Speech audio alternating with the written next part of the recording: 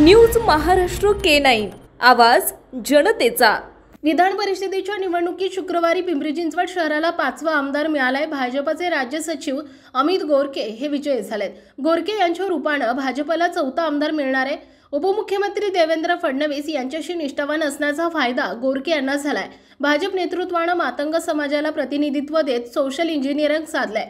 पिंपरी चिंचवड शहरात पिंपरी चिंचवड आणि भोसरी असे 3 विधानसभा मतदारसंघ आहेत। चिंचवडमधून भाजपच्या अश्विनी जगताप, भोसरीमधून महेश लांडगे विधानसभेचे आमदार आहेत, तर भाजपच्या सुमा खापरे विधान परिषदेच्या आमदार आहेत। पिंपरीतून राष्ट्रवादीच्या अजित पवार गटाचे अण्णा बनसोडे विधानसभेवर निवडून गेलेत। महानगरपालिकेची सूत्रे दिवंगत आमदार लक्ष्मण जगताप आणि नंतर आमदार महेश लांडगे यांच्याकडे गेली, त्यामुळे भाजपच्या इतर नेतृत्वाला संधी मिळत नव्हती।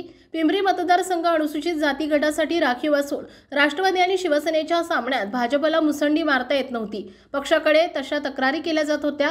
या 2 नेत्यांच्या गटातटाचा फटका पिंपरीला बसत होता। दरम्यान 2018 मध्ये तत्कालीन मुख्यमंत्री देवेंद्र फडणवीस यांनी लोकशाहीर अण्णाभाऊ साठे आर्थिक विकास महामंडळाच्या अध्यक्षपदी पिंपरी चिंचवड शहरातील गोरके यांची नियुक्ती केली होती। त्यानंतर 2019 मध्ये राज्यात सत्तांतर झालं, त्यामुळे सर्व महामंडळे बरखास्त झाले।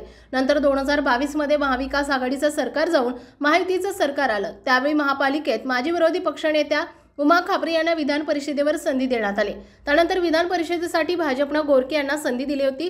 काल मतदान आणि मोजणी झाली। भाजपचे 5 उमेदवार असल्याने तसेच 11 जागांसाठी एकूण 12 उमेदवार होते, त्यामुळे कोणाची वर्णी लागणार आणि कोणाचा पत्ता कट होणार याची उत्सुकता होती। चर्चा रंगली होती। निवडणुकीत महायुतीचे सर्व उमेदवार निवडून आलेत। सायंकाळी पिंपरीमध्ये विजयोत्सव साजरा करण्यात आला, तर शहरात विविध भागात विजयाचे फ्लेक्स लागले होते। न्यूज महाराष्ट्र K9 साठी प्रतिनिधी स्वप्नील कांबळे, पिंपरी चिंचवड। महाराष्ट्रातील महत्त्वाच्या आणि ताज्या बातम्या पाहण्यासाठी आमच्या न्यूज महाराष्ट्र K9 चॅनलला YouTube वर सबस्क्राइब करा आणि बेल आयकॉन प्रेस करा।